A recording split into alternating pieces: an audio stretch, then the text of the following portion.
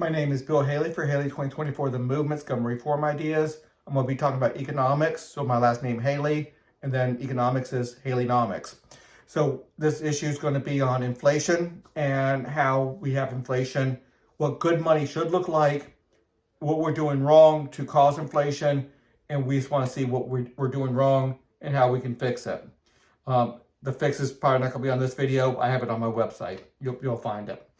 Okay, so we shrink down the whole economy down to 10 people just so we can wrap our brain around the whole concept. And when you have millions, it gets to be too complicated. So we're going to shrink it down to 10 people. Every time we do this, we can always expand it back out so we don't have the problems of low amount of specialty. We're going to have plenty of specialty because we're going to expand it back out to millions of people. This is just to create a understanding, and you can wrap your mind around the prices and the math. Plus, what it's going to say for right now, everybody's going to get paid $1 per unit. So per unit, people who do services is going to be a unit of 4 hours. So everybody's going to get paid $10. Everybody's going to supply 10 units of corn, wheat, wood, chicken, beef, and stuff like that. Or if you're doing services, carpentry, doctor, delivery man, handyman. Right now, I don't have any tax-supported government services. I don't have the cop, the teacher, or the soldier in here right now. I want to teach it without that, and then we'll add it to it and explain what we're doing wrong. Store owners / banker ask every person to either supply the store with a supply of products or promises of service in the form of service cards. So he's going to give out $10 to each person with a promise of we're either taking in the exact product that's worth that $10, 10 units of $1 each, or the service cards, 10 service cards for the service people. So we can but that is the base of the backing up of the currency. So $100 worth of currency is going to be out there, $100 worth of products or service cards that have a history of selling for that price. So that becomes the currency. That becomes the banking system. The store owner / banker does that for us. Okay, every product or service card needs to have a history of sales at that value.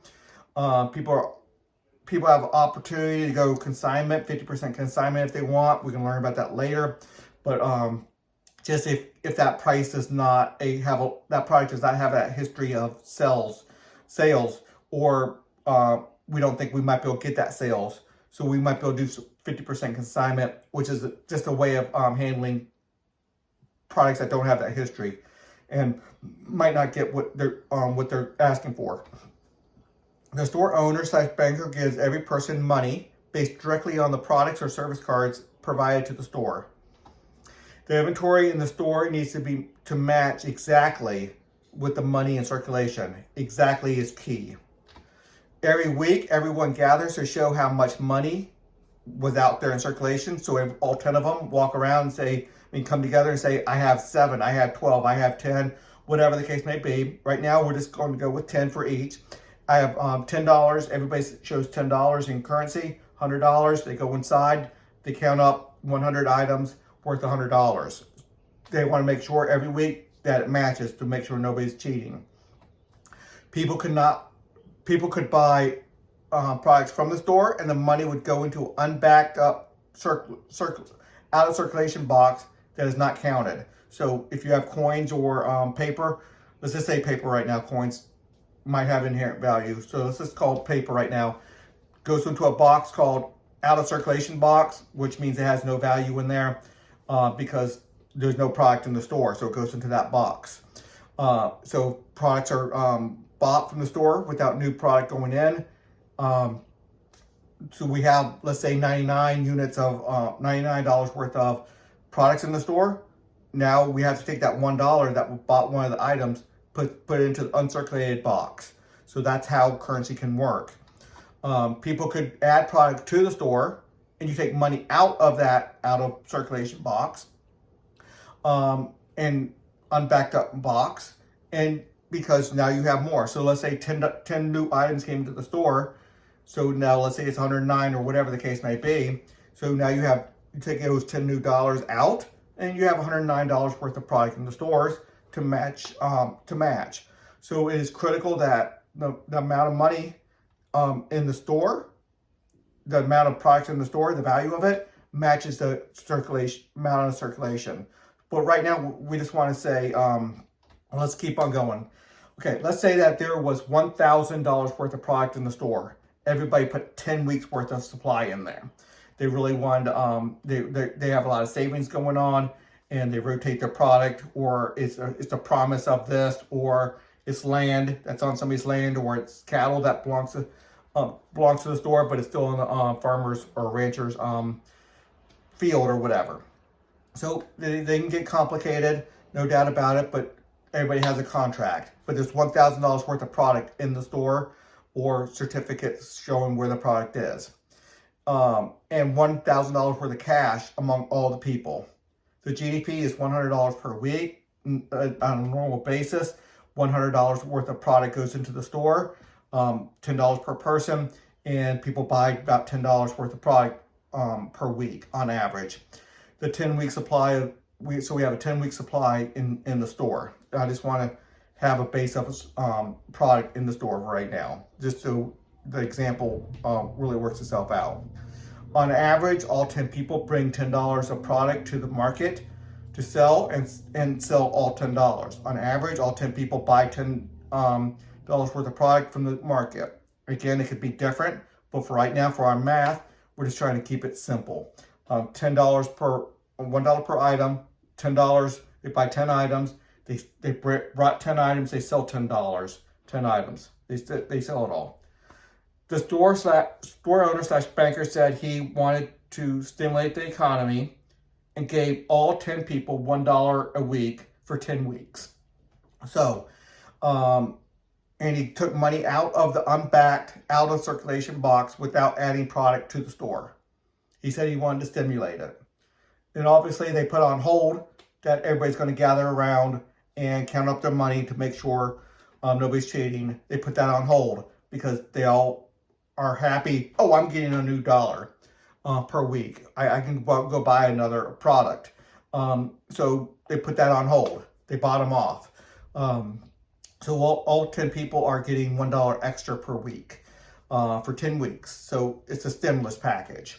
But they still bring in $10 products to the market every week. Okay, let's see what happens. All 10 of the people bought $11. So for these 10 weeks, they bought 11 items from the store per week for the 10 weeks. So that's an extra $10 per person, or extra $100 worth of products over the 10 weeks.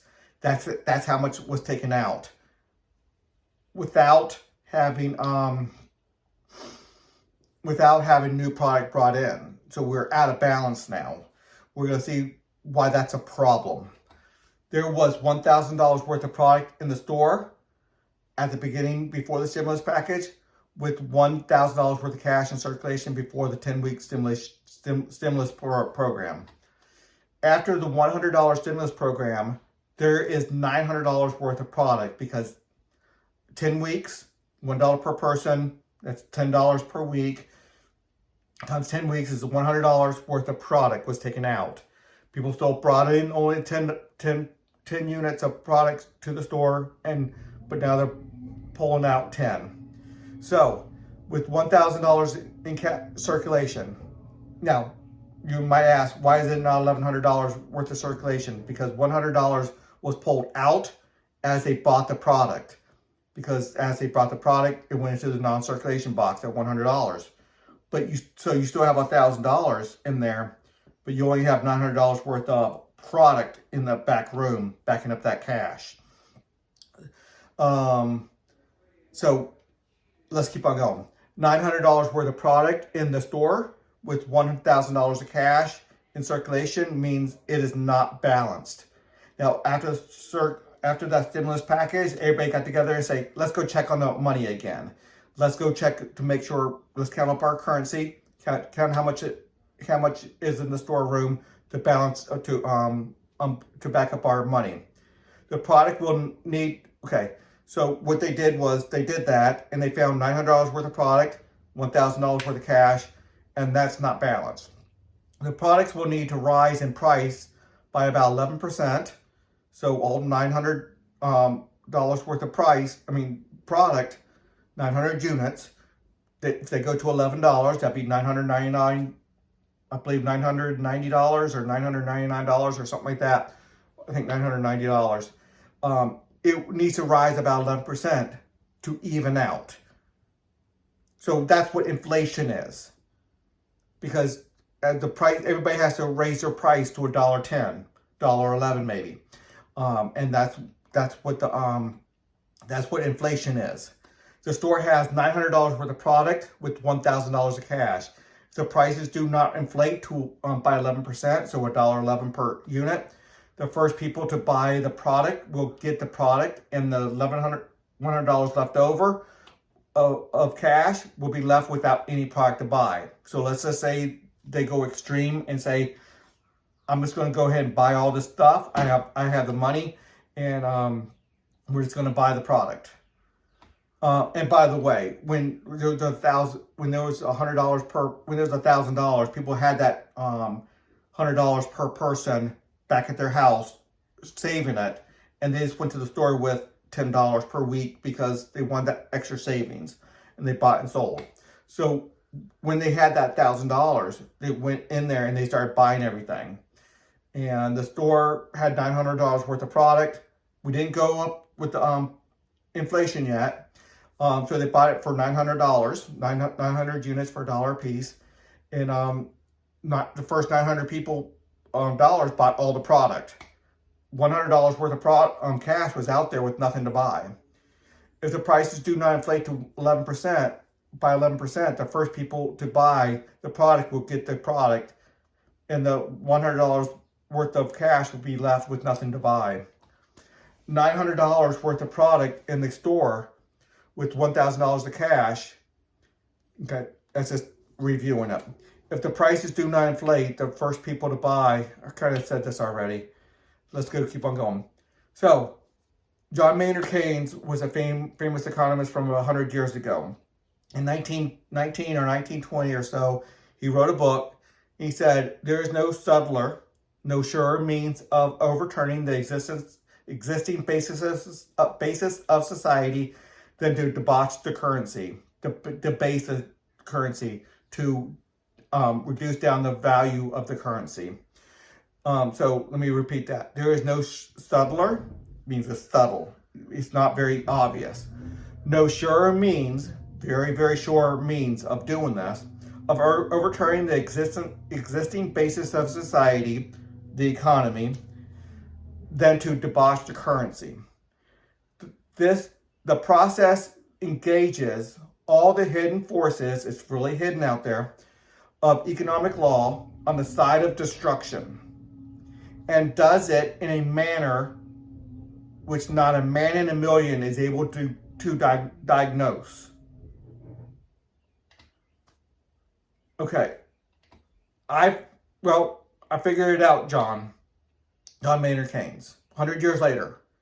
It's that $100 stimulus package without putting new product into the market. If the store owner said, hey, everybody just come and bring 11 items, work 44 hours a week, put in $11 worth of product in here, and everybody can buy $11. That's fine. They already had that opportunity. Somebody could work 60 hours and bring in 15 items. Work quicker and bring in 20 items. Slouch off and bring in 5 items and only go home with 5 items. They had that opportunity before. But it's that $100 stimulus package where you took unbacked up money, gave it out to the people,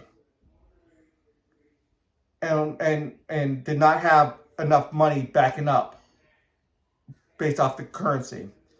It is critical that money is backed up with real things of value, real things of worth, to match the cash in circulation. So highly valuable there. So I am making several videos. This one's 15 minutes. I'm making a lot of videos in the end of May 2024. Look at a lot of the other videos, some very short, some longer like this, and explaining currency. Until the next video.